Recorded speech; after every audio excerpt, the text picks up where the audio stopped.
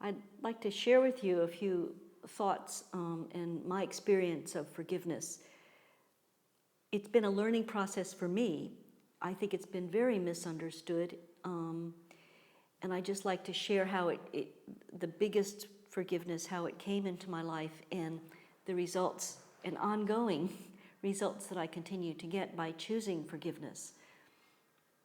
My family, husband and daughter, were killed in the terrorist attacks of 26/11, and I watched it unfold on the news. We received the call from the U.S. consulate. I was in Florida at the time with my family.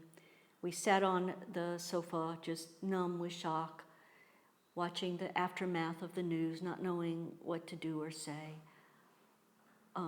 I saw the photograph of the lone surviving terrorist, whose name was Ajmal Kasab.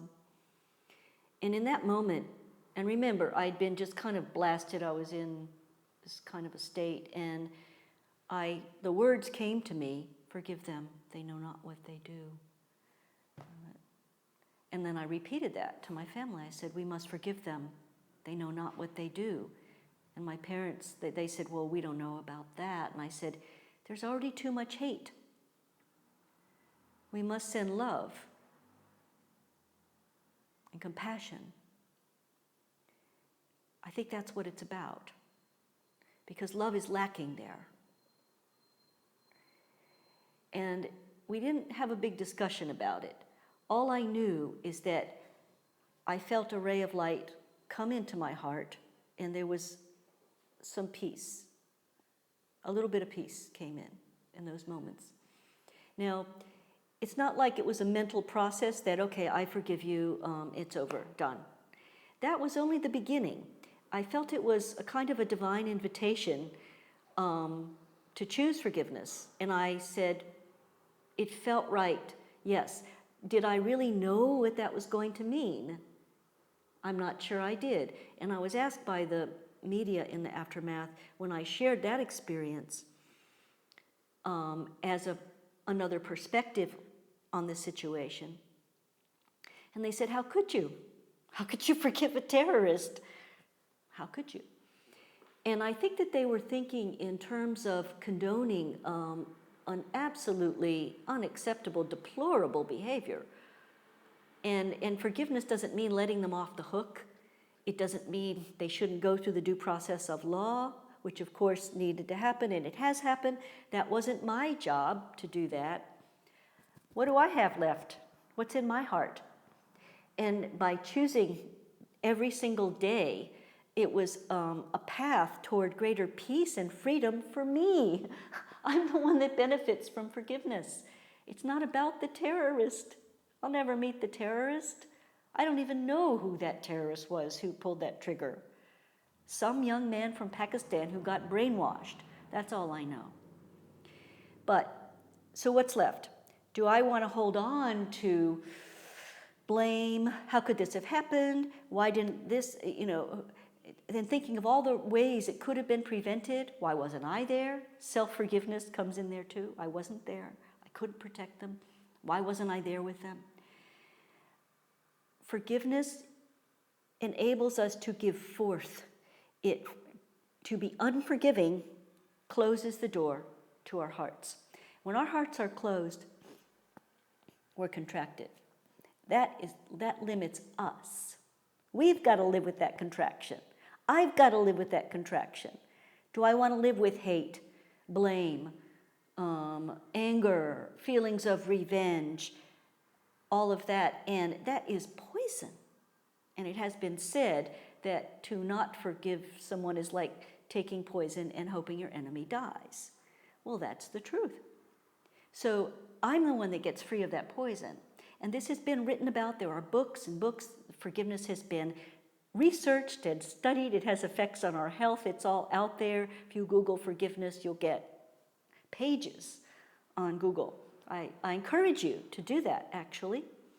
But it's a process that is not, it's an experience and it's a choice that's ongoing, that is the first step. I would say the key that goes into the door of healing, that opens it.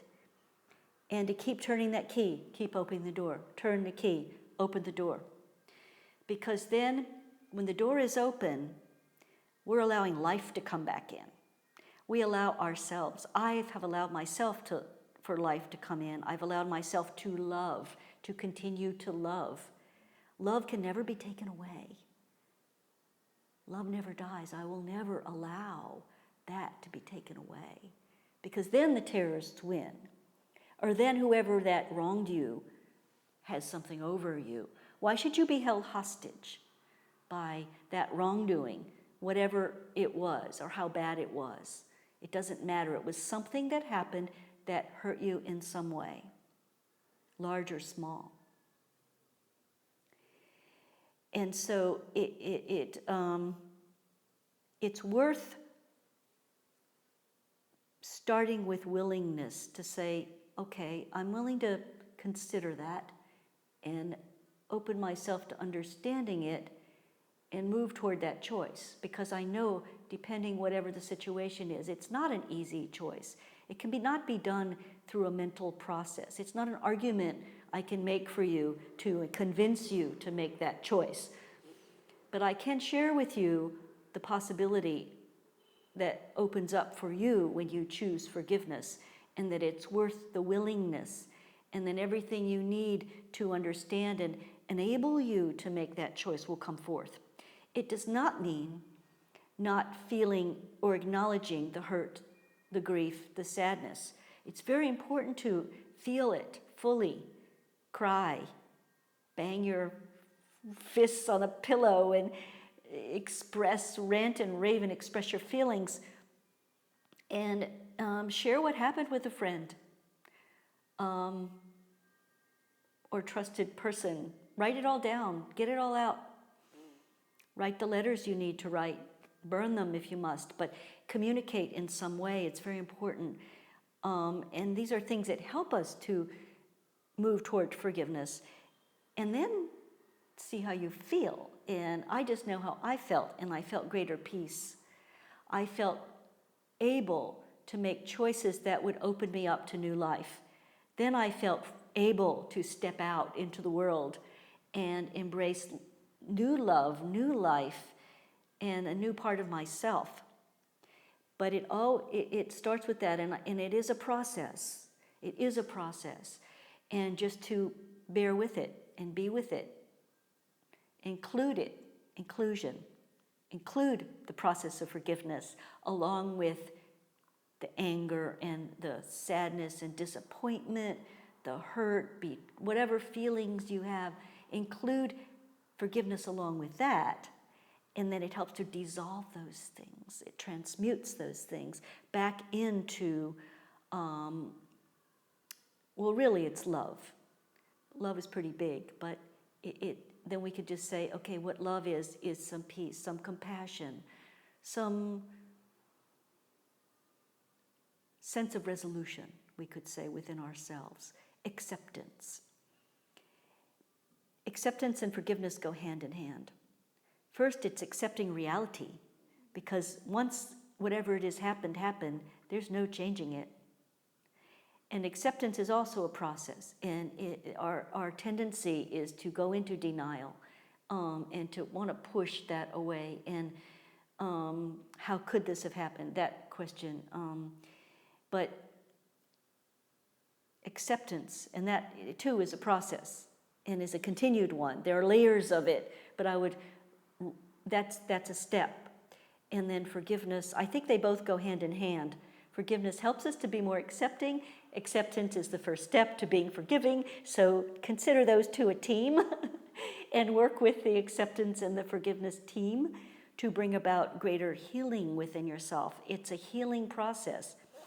I find myself still going through a healing process, but now, because I've included that as part of my life, not all of my life, but it's a part of my life that continues to transform me in so many ways. And so now I've begun to genuinely feel grateful for that healing process. And I'm grateful for forgiveness and all of it. So there's real hope there. And it's really worth opening to it and see where it takes you.